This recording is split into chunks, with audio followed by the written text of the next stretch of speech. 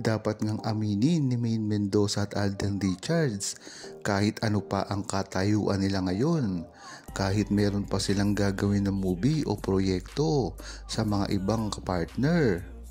Dahil sa bandang huli ay makikita rin naman ng buong publiko kung ano talaga ang nangyayari sa mga pribado nilang buhay.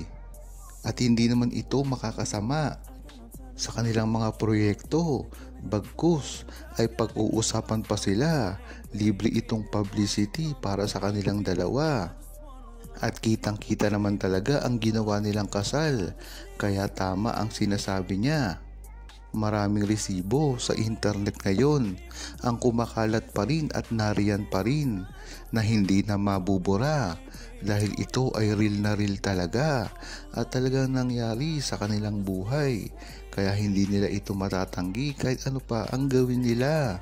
Kung may dapat aminin, aaminin na para walang manggulo. Lalo pa at may supling man sila na apektado. Hindi mailabas ang talento nila kung hindi expose sa publiko.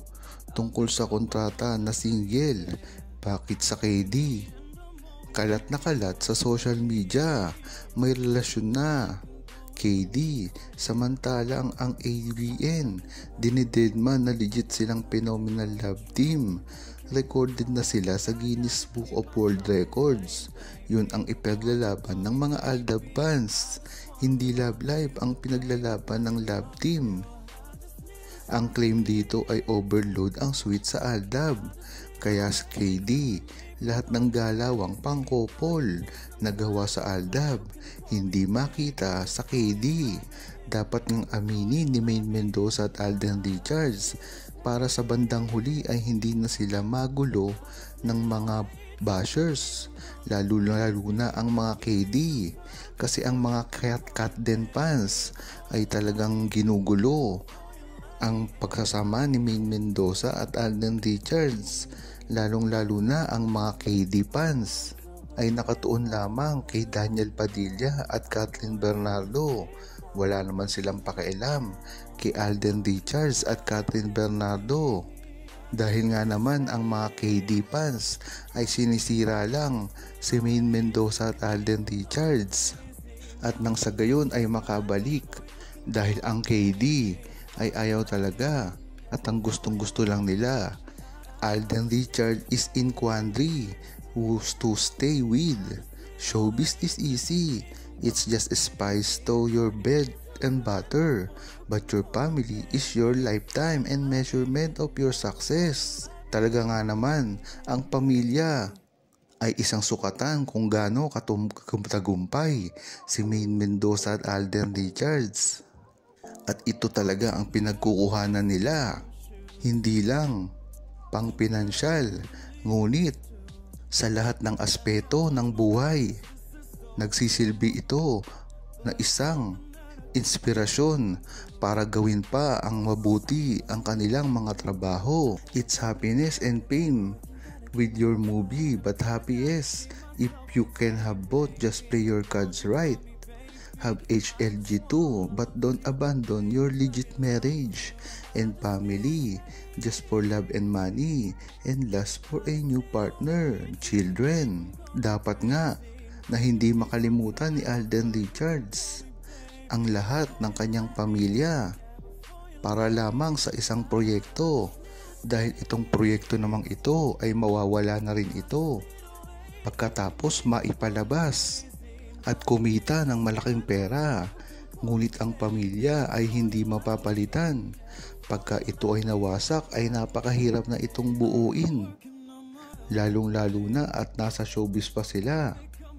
Kaya nga dapat ay mag-isip mabuti si Alden Richards kung paano niya gagawin ang mga baraha niya at gamitin ito para sa advantage nila Maine Mendoza at Alden Richards.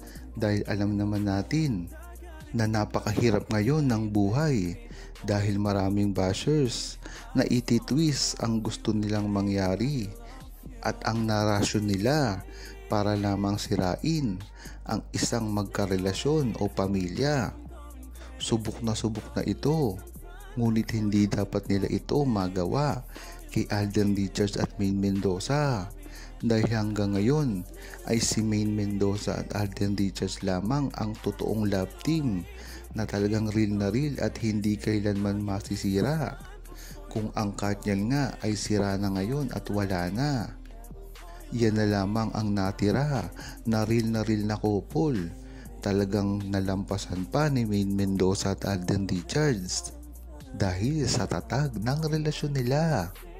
Hanggang ngayon nga ay nagtataka kung bakit hindi basta-basta binabanggit ni Alden Richards si Maine Mendoza. Nahahalata na rin ito ng Aldab Nation dahil nga naman makakasira ito sa moving gagawin ni Alden Richards, dahil nga sila dito ay isang love team at pag-amin niya dito kay Maine Mendoza ay tila makakasira sa kanilang movie dahil iisipin ng mga tao na hindi maganda ang magiging pag-arte dahil maiisip nila si Maine Mendoza.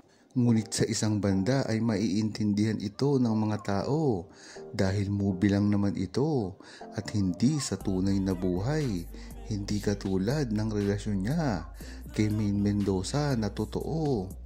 At talagang marami nang nakakaalam inside showbiz.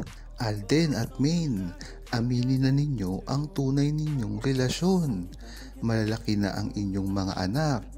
Nang sa gayon ay masawata nila kung anuman ang mga pangit na binabalak ng mga armin at ng mga gusto lang manira sa kanilang relasyon, sa kanilang mga karir. Ayon kay Laupi, mas maganda na talagang unahan ni Maine Mendoza at Alden Richards kesa hintayin pa nila pasabog na gagawin na bali-balita ng mga armin, dahil alam naman natin kung paano maglaro ang mga yan.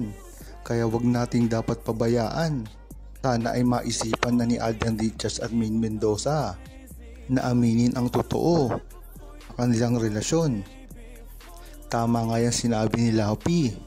Mas makakabuti nga sa kanilang karir, sa mga pribado nilang buhay kung aamin sila sa lalong madaling panahon, nang sa gayon ay maipaliwanag nila ito ng husto sa publiko at lalong-lalo na sa Aldab Nation na talaga namang nakakaalam kung ano talaga ang totoo sa kanilang dalawa. Ngunit ang publiko ay hindi nakakaintindi kung ano talaga ang estado ng kanilang relasyon dahil wala naman silang pakailam kay Maine Mendoza at Alden Richards. Huwag kalimutang mag-subscribe, comment at i-like ang video na ito. Thanks for watching!